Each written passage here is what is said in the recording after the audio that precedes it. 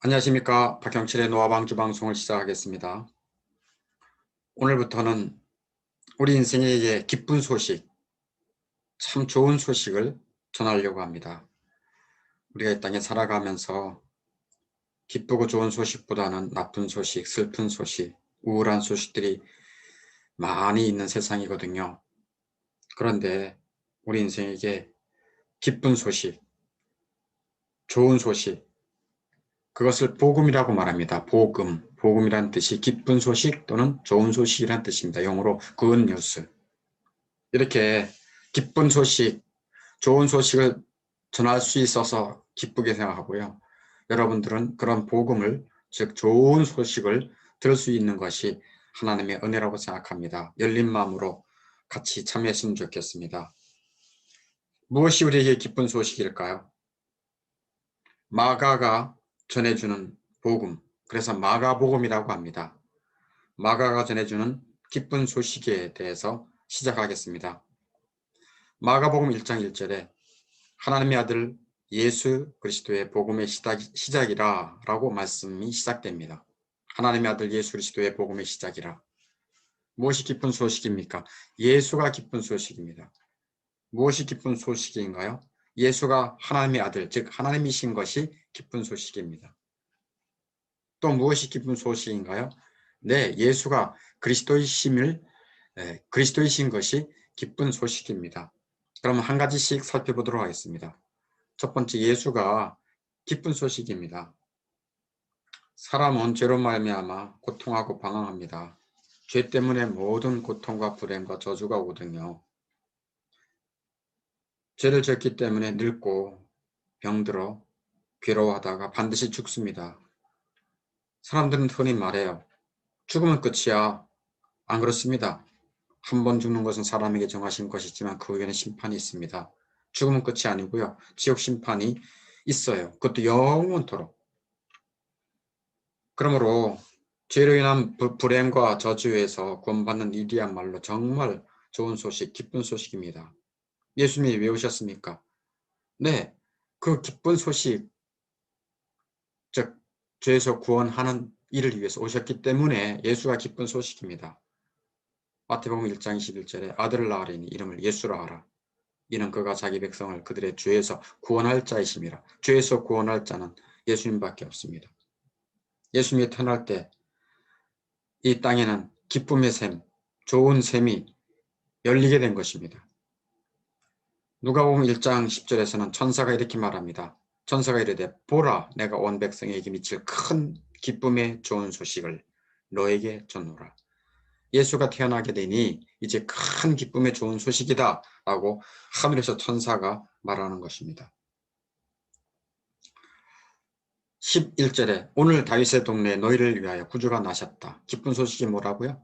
너희를 위해 구세주가 나셨다. 그가 예수 그리스도다. 그러므로 기쁜 소식, 좋은 소식이 뭐라고요? 네, 예수가 기쁜 소식입니다. 복음입니다. 여러분은 예수님을 어떻게 생각합니까?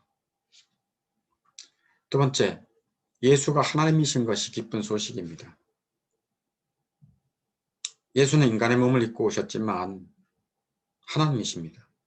본래 하늘 보좌에 계셨던 하나님이십니다. 세상을 창조하신 하나님이십니다. 그런데 그 하나님이신 예수님이 인간의 몸을 입고 이 땅에 오신 것이에요. 아니야. 하나님이 신이 사람이 되다니 그게 가능한가? 네. 하나님은 전능하시기 때문에 가능합니다. 누가복음 1장 31절에 보면 보라 내가 잉태하여 아들을 낳으리니 그 이름을 예수라 하라. 하늘의 천사가 마리아에게 나타나서 말합니다. 처녀 마리아에게 너가 잉태할 것이야. 근데 아들을 낳을 것인데 그 이름을 예수라 하라. 이런 황당한 말을 듣고 처녀 마리아가 어떻게 반응했는 줄 아십니까? 천사에게 말합니다. 나는 남자를 알지 못하는데 어찌 그런 일이 내게 있겠습니까? 어떻게 그런 일이 내게 있겠습니까? 그랬더니 누가복음 1장 35절에 천사가 이렇게 말합니다. 성령이 내게 임하시고 지극히 높으신 이의 능력이 너를 덮으시리니 이러므로 너를 통해 태어날 그 나실 바 거룩한 이는 하나님의 아들이라 일컬어지리라. 하나님의 아들, 즉 하나님이 육신을 입고 네 몸에서 태어날 거야. 성령의 능력으로 하나님의 전능하신 능력이 너를 덮을 것이야. 그래서 그대로 처녀 마리아에게 성령이 잉태 된 예수님은 태어나게 된 것이죠. 하나님이 사람이 되다니 왜요? 하나님이 사람이 되어 이 땅에 오시다니 왜요?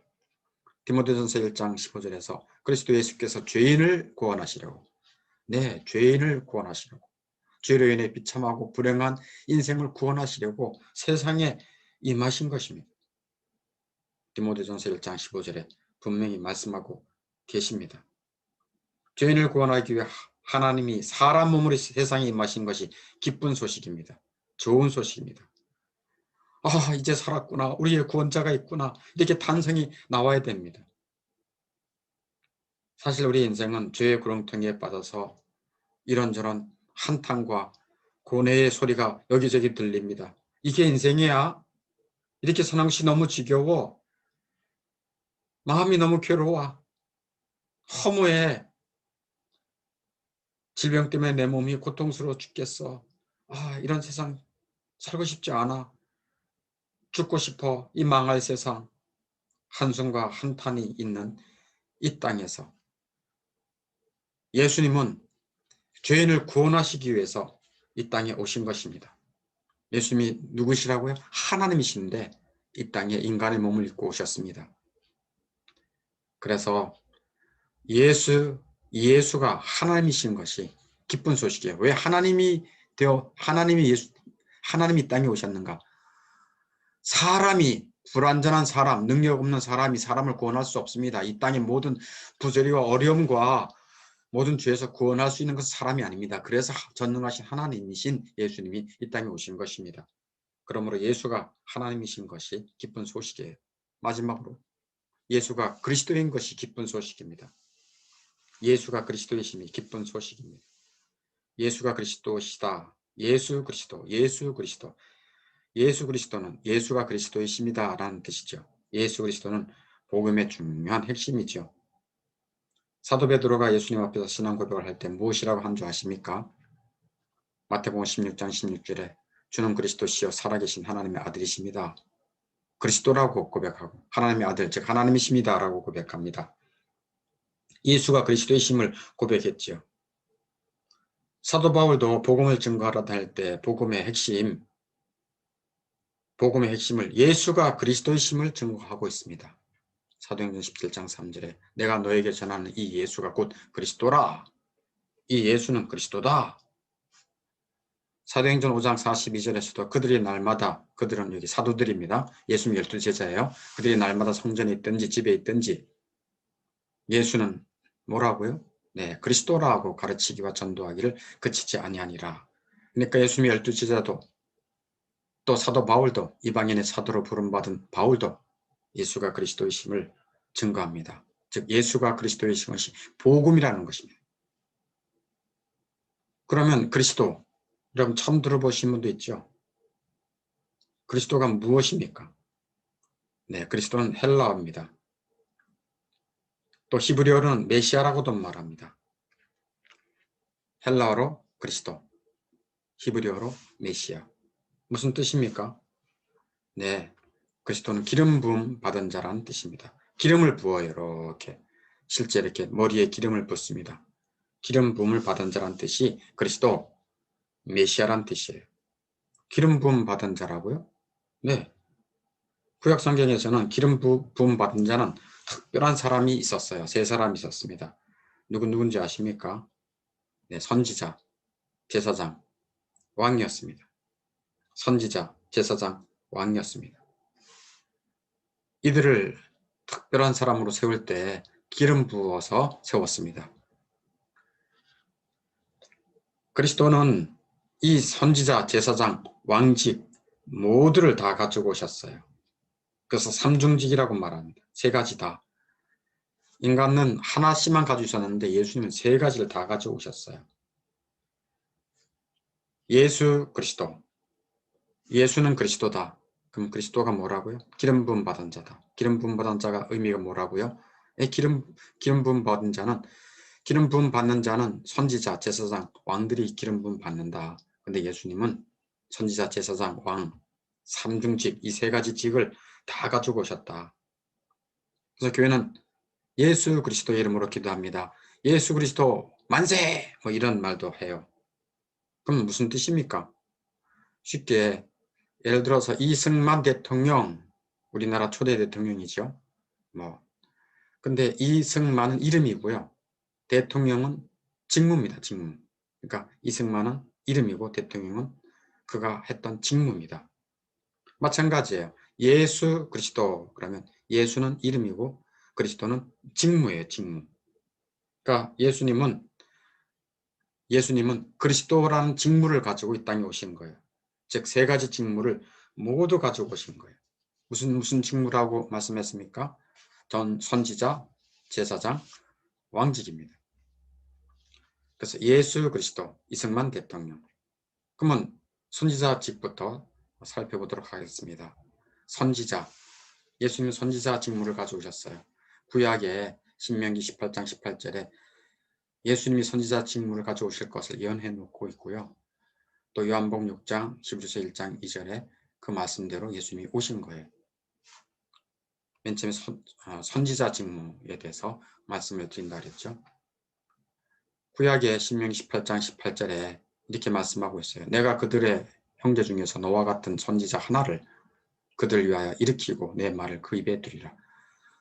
그들의 형제 중에서 너와 같은 선지자 하나, 그러니까 모세와 같은 선지자 하나를 일으키겠는데 그가 예수 그리스도이신 것을 예언하고 있어요.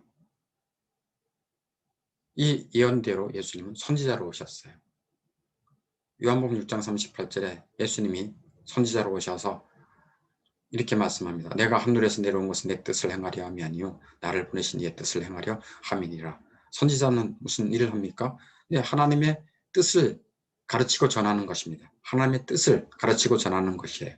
그래서 예수님도 분명히 해요. 나는 내 뜻을 행하려 온 게 아니다. 하나님의 뜻을 가르치고 전하기 위해 왔다. 하나님의 뜻이 뭔지 아느냐? 6장 30절, 40절에 보면 혹시 궁금하시면 찾아보세요. 40절에 내 아버지의 뜻은 아들을 보고 믿는 자마다 영생을 얻는 이것이니 마지막 날에 내가 이를 다시 살리리라 라고 예수님이 말씀해요. 그러니까 하나님의 뜻이 뭐예요? 죄인들을 구원하는 거고요. 또 하나님의 뜻이 뭐예요? 구원받은 자들은 거룩입니다. 그래서 이 구원과 거룩을 위해서 예수님은 오셨고요. 예수님은 최고의 선지자로 하나님의 뜻을 가르치고 전하기 위해 오신 것입니다. 히브리서 1장 2절에서도 이 모든 날 마지막에는 아들을 통해 우리에게 말씀하셨다. 이 아들이 예수님입니다.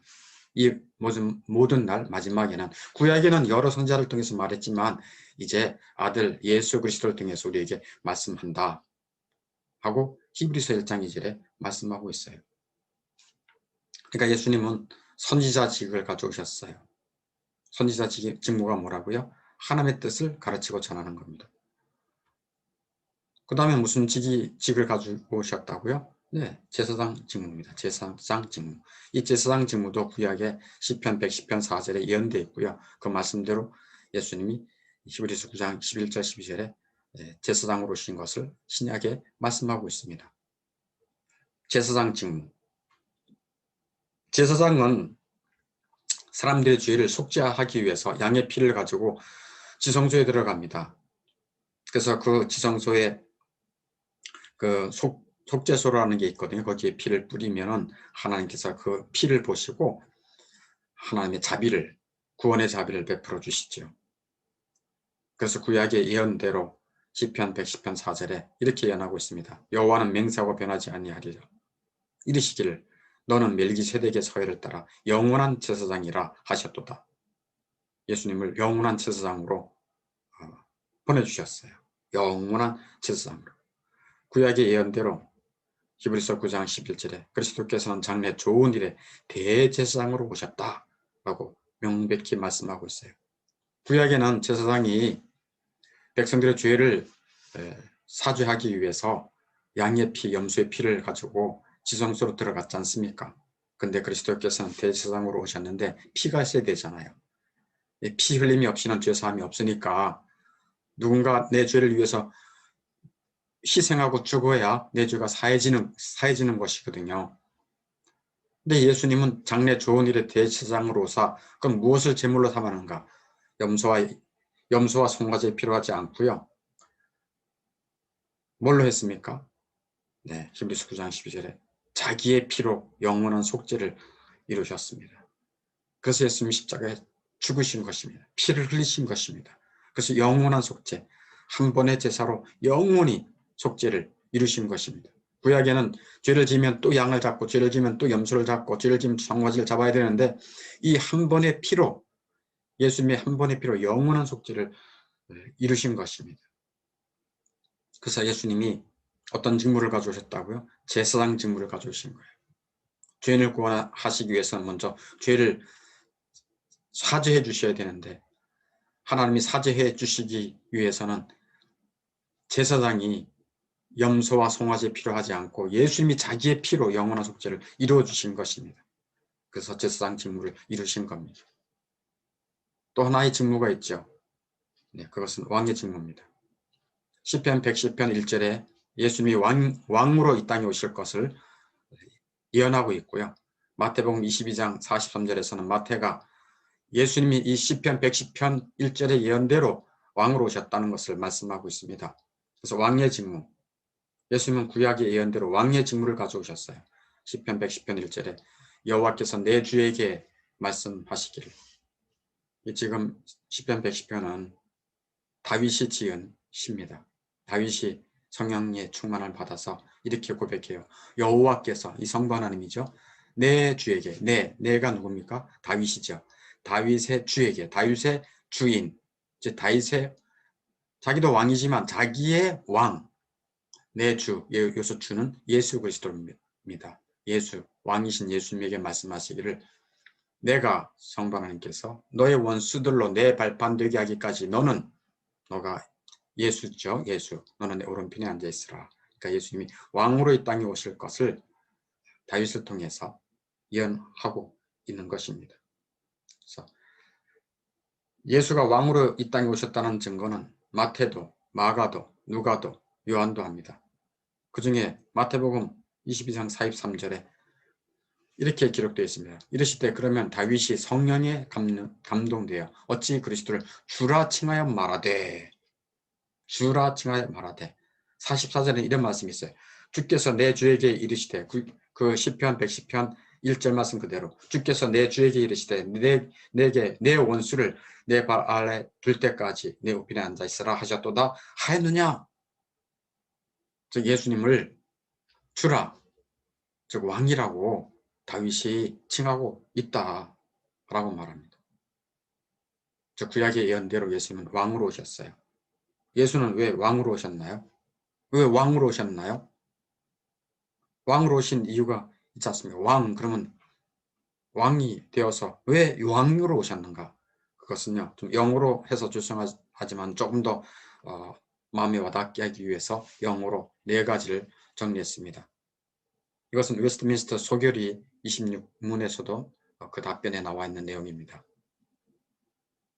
왜 왕으로 예수님이 오셨나? subduing, 자기 백성을 복종하게 하시려고, 자기에 복종하게 하시려고. 두 번째는 ruling, 자기 백성을 다스리기 위해서. 세 번째 defending, 자기 백성을 보호하기 위해서. 어떤 것도 내 백성을 해하지 못하도록 보호하십니다.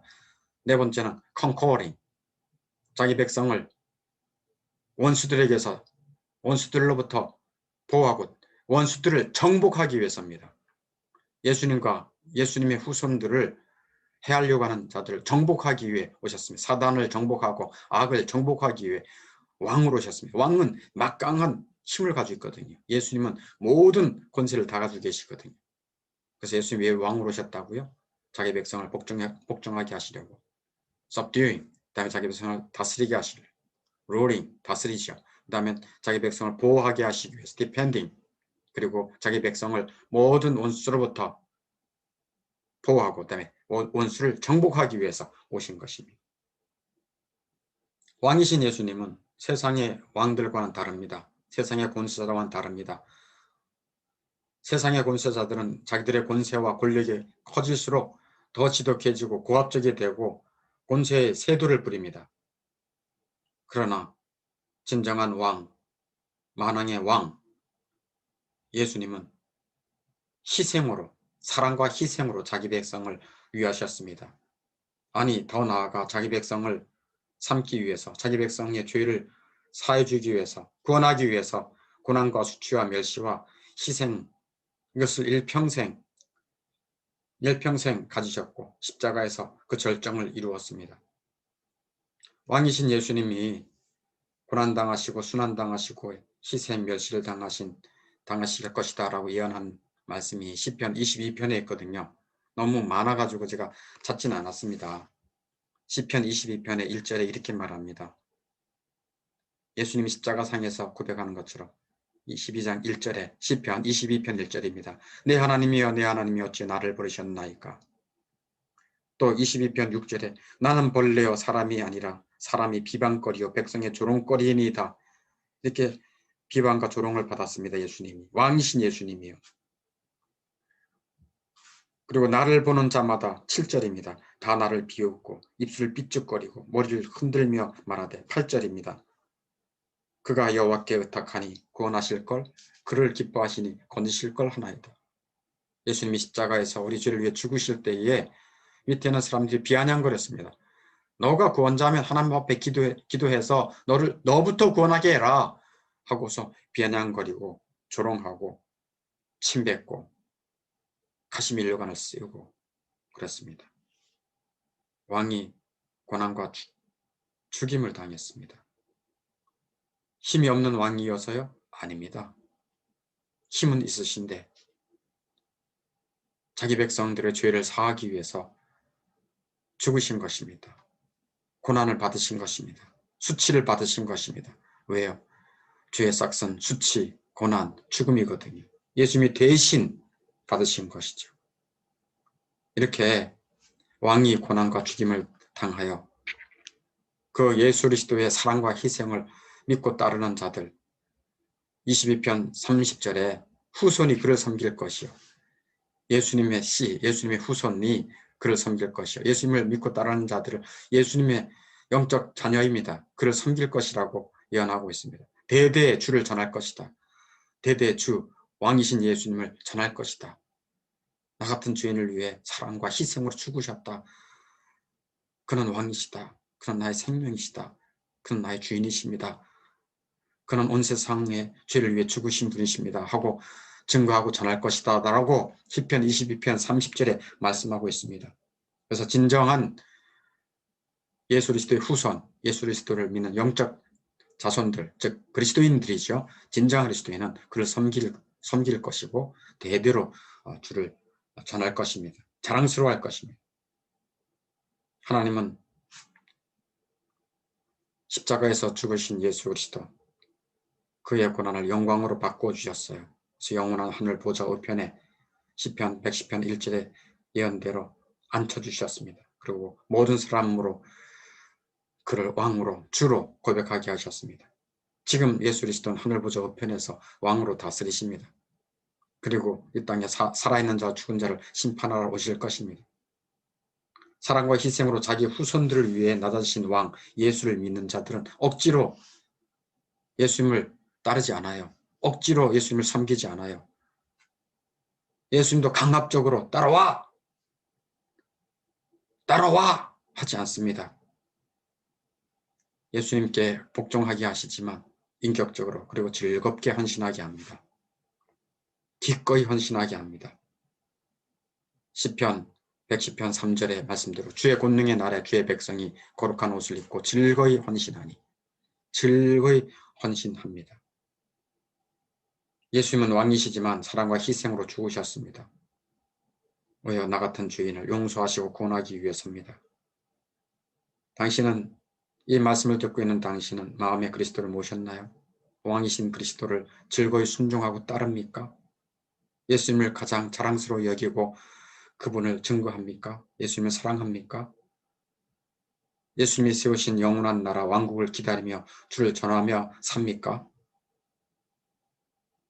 여러분 그렇지 않다면 내 영적인 눈을 열어주십시오. 저는 영적으로 소경입니다. 내 눈을 열어주십시오. 내 굳은 마음을 열어주셔서 하나님의 자비와 능력으로 저를 인도해 주십시오라고 간구하길 바랍니다.